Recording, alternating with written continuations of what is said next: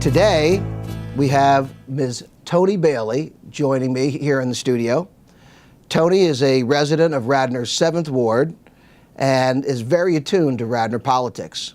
She is the majority inspector in the 7th Ward 2nd Precinct during elections, and she attends many of the Township Board of Commissioner and other meetings. She served on various township advisory boards and is a retiree. Toni, thanks for joining, and please tell us a little bit about yourself and how you got into local politics in Radnor. Well, I've been a resident for over 30 years. Somebody knocked on my door about 2002 and got me involved in canvassing and, in the national politics, and then it kind of... For the Democrat Party?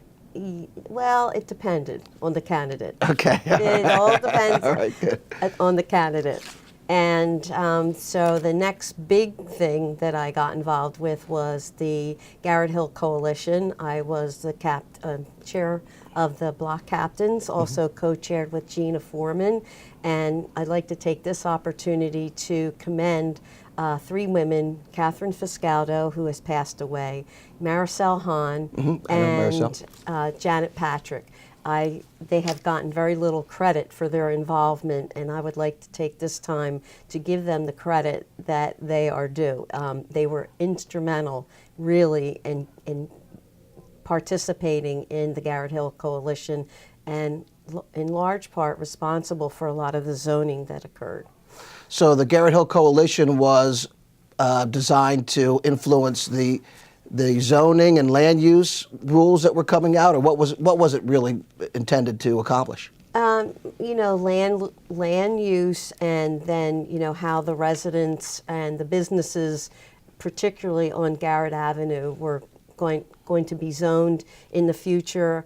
The history of Garrett Avenue, as I understand, years and years ago, it was mainly, a residential street, and then it wasn't doing so well. Then they turned part of the street into businesses, and the idea was to have people come who couldn't afford some of the other homes in Radnor Township come and have affordable, nice living situation on Garrett Avenue. Some people didn't get to have their businesses in conjunction with their homes.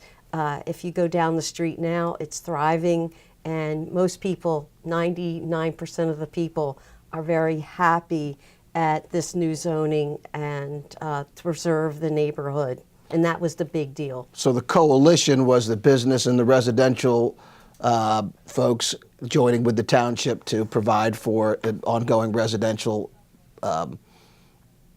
living on that commercial street. Yes, particularly. And some parts of Conestoga Road, as my involvement with the coalition, I spoke to most of the businesses along Conestoga Road. They're very happy, as I understand. Nobody was really adversely affected. Their businesses are all doing well. People are coming there to establish businesses, and the neighborhood is happy as well. I know neighbors that come out and support the local residents in our ward, come out and help the businesses, participate, et cetera, et cetera. Also, being the block captain chair, their help was invaluable. I couldn't have gotten what I did done without their help, in particular Bobby McGee and Dawn Bruton. They were instrumental, very helpful, and I have to say, if it weren't for my involvement in there, I would not have gotten to know so many residents of the 7th Ward, who I really hold near and dear to my heart. And through that, you really got a handle for local politics and what's going on with the township and really know the players. One of the areas that you talked to me quite a bit about is the traffic issues that you're facing in the 7th Ward. As most people know who are watching, one of the new developments that's affecting your neighborhood is the construction of the new dormitory, parking garage, and performing arts center by Villanova University on their campus. So how's that development affecting you and your neighbors, especially as it relates to traffic? Well, right now, and this is without the students occupying the new dormitories, without retail, people coming for the retail, which at this juncture, I don't know exactly what's going to go into there. I know now there isn't enough parking, so I don't know how this is all going to evolve with the students having cars, retail, people coming to shop there, and what I see now without the occupancy, if I walk the dog up South Ithan Avenue, let's say 4 o'clock, there's a stream of cars going from South Ithan up to Lancaster. Some of them are residents, but most of them are through the university, and it's created a lot of congestion. And when you go out onto Lancaster Avenue, particularly going west, if you're, like I go to Giant, I'm coming home, right, and I look up the street, Lancaster Avenue, and I go, where are all these cars coming from? So I feel that particularly the 7th Ward, and I don't want to just say the 7th Ward, but also surrounding wards, that it's our neighbors are almost being edged out of being able to just go to the store. Their choices are limited. I feel horrible for the people on Aldwyn Lane because this wasn't so much that I saw during the summer, but now that the students are back, and I don't want to consign this just to students, it could be a multitude of things, but I've gone on to Aldwyn Lane at a certain time, and there are 15 to 16 cars back from Lancaster all the way back to Wooded Lane. And people just turn around because you'll be there for 5 to 10 minutes at least. Waiting for the light to turn. Yes, it's a long light. Do you think that it's proven out that we really should have had that right turn lane off of Lancaster onto South Ithan? Absolutely. And I say that you can't have a speed limit 25 miles an hour, and then during the CICD have certain commissioners say, well, we can't have this look like 202. We're not 202.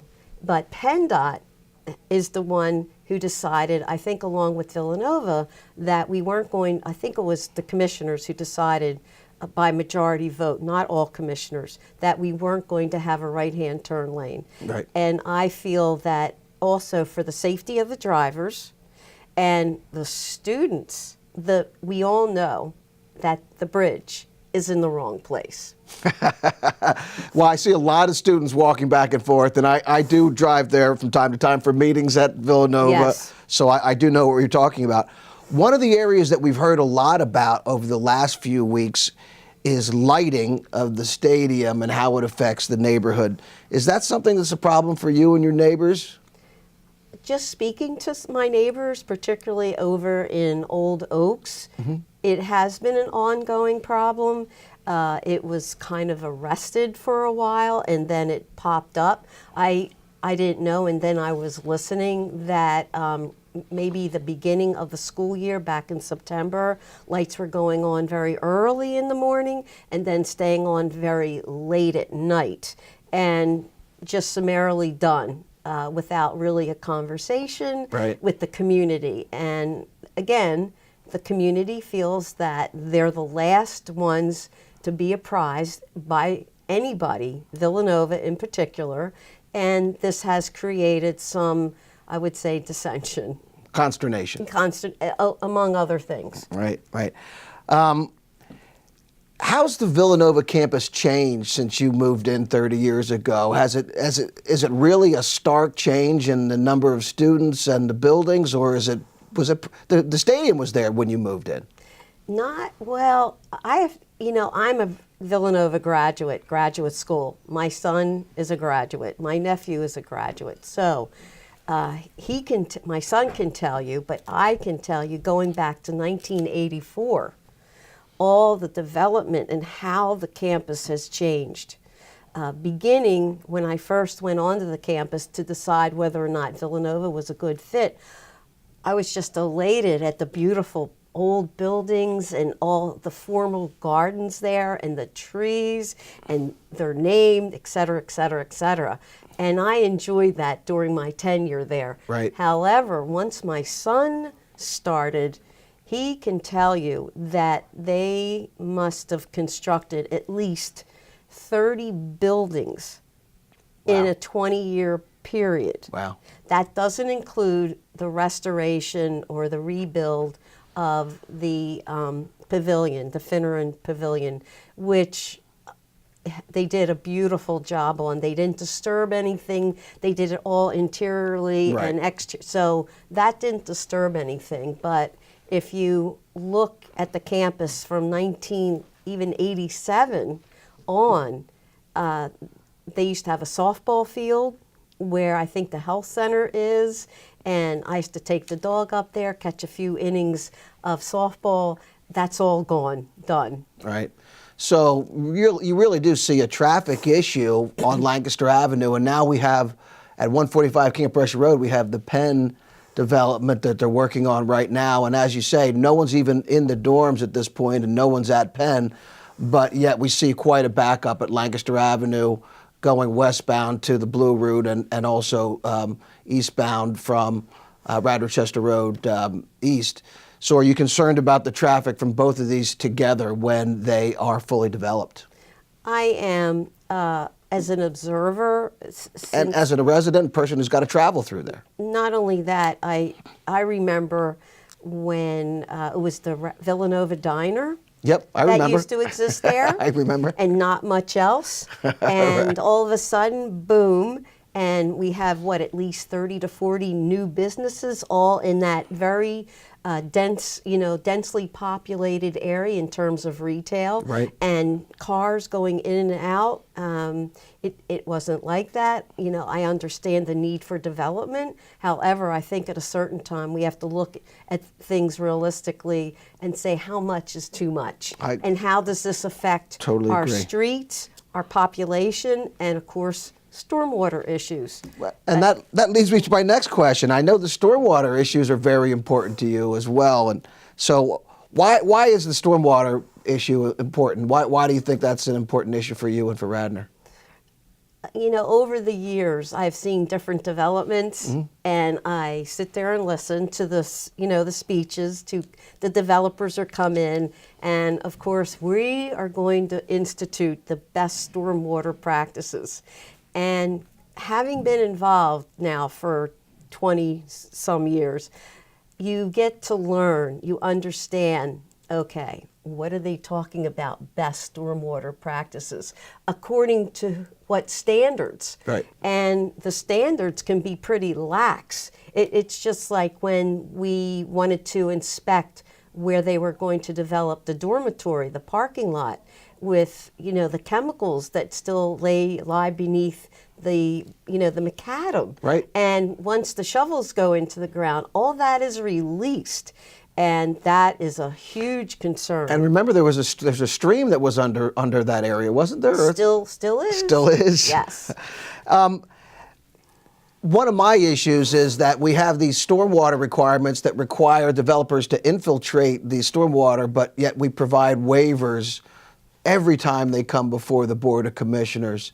And to me, we should either get rid of that requirement or not provide the waivers. Do you have any thoughts on that issue, or is that something that you focus on? It depends on the development, how big it and dense and what's going to go there, how it's going to impact the environment. Because I know there's a development now on Bryn Mawr Avenue, and I'm very concerned about the habitat. What's going to happen there? Is it a wetland? Are they the people that are going to inhabit those homes? Are they now going to have stormwater flooding their basements or infiltrating, where they have to go to a huge expense to mitigate all that? Because we see it all over with Toll Brothers. Now people are suing because they have mold. In their homes. Now this is a little bit different, but it has to do with wetness or whatever, dampness, water getting into the home. And I feel you can say you're going to have the best stormwater practice, and it doesn't always evolve how you want it to be. And we all know the impact of the storms that we're getting. We're not going to get them every 50 years. We're not going to get them every 10 years. We might get them every 5 years. And this is a huge concern. We cannot afford to blind ourselves. We must, and I say this because I feel that Maya Van Rossum knows her stuff. She is involved. She goes to Harrisburg. She fights not only for the community, she fights for the environment, which is what we all should be doing. I'm trying to schedule her on the show, so we'll try to do that. And speaking of the environment, one of the things that you would talk to me about, and we were successful, was having those ground tested before construction at the Villanova site when they tore up the parking lots that were there, as well as the pen. So, you feel that this is a very important item because of it gets into the air, you think, if there's contamination, or is it the groundwater you're more concerned with? It's both. It's both. I remember sitting at a meeting with Villanova. This had to do with the development, and somebody mentioned there's a stream, an active stream. I believe that it goes into Darby Creek, and then it goes into this community, and we don't want to see those waters polluted. Right. And one of the officials from we said, well, what's going to happen to that stream? Well, not a problem. We'll just cover it up with dirt. And I have looked at South Campus, and I know people that are adjacent to South Campus who live on Brookley did not have issues with water in their basement until South Campus went up. And now they do. It's a problem. And if you go back there, you see the line where the stream goes through and where there's water. Right, where they covered it up. Yes. So it's coming back, the stream is coming back, I guess. Water does not, it might be like an oil leak. You can plug it up. It's still going to find another avenue in which it's going to travel. But it's not going to disappear into the air.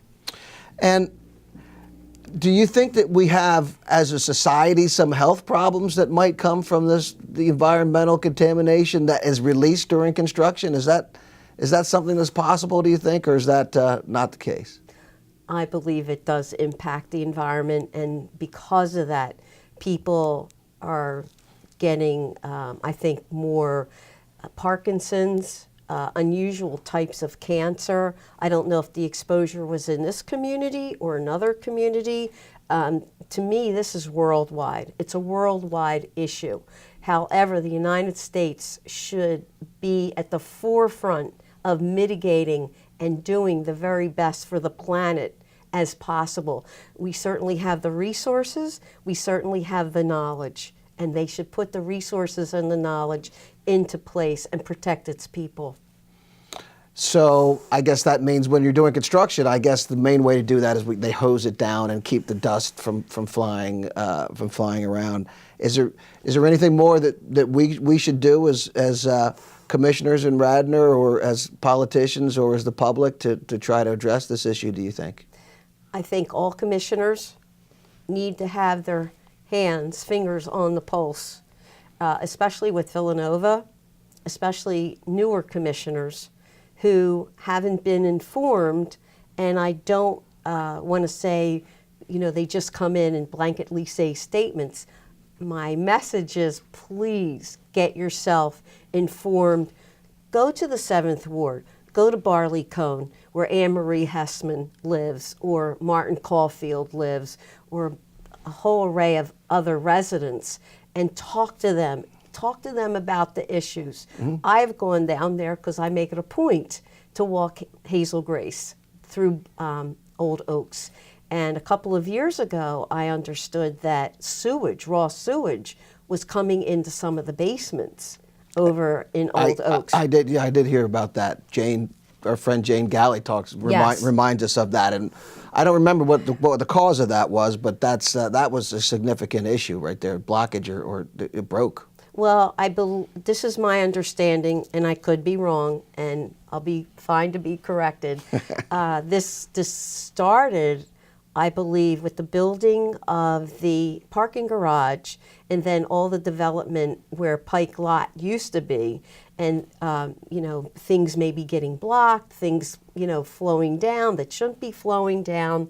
But people, when we were out canvassing, we asked people, what are your concerns? What would you like us, as your representatives, to take before the commissioners? And this is what they said. The frustration is, not everybody's ears are open and agreeable to listening to the message. I am very frustrated talking about civility and how commissioners should treat residents. And of course, some of the commissioners will, we're great. That's not the case. Well, I always try to be as civil as I can with all the, and I always want to hear from the constituents. So when people are talking, I want to hear what they have to say, and I think it's a very important issue. And we have just a minute left here, but one of the areas that you have dealt with quite a bit are the trails around Radnor, and in your area, I guess there's some trails that are going in with the new development as well. But can you comment on your experience with our trails and how you think that we're doing on that, or what we could improve with? Well, as I understand, there's going to be a new trail connected up over near the elementary school, the high school, and that's a good thing. Hartford Park, is it? Where near the dog park? Right. Yeah. That's one over there. That's in my area there. That is a positive. When somebody makes a statement that trails are great for the community, or the housing prices go up exponentially. 40, 50, 60,000. That is not always the case. They can be real headaches. And for me, environmentally, you can't be a party of green and then knock down 130, 150 trees, stating, well, they needed to come down anyway. They're just junk trees. They are not junk trees. They're habitats. For animals. And how can you have a nature trail when you're destroying nature to put the trail in? That doesn't make much sense, does it? No. Well, that's about all we have time for today, and I really appreciate you joining me on the show today, Ms. Bailey, and I appreciate your comments to the Board of Commissioners and your attention to politics in Radnor, and I thank you for your input. So this has been the Rich Booker Show, real local news and political talk on Radnor Studio 21. Thanks for joining.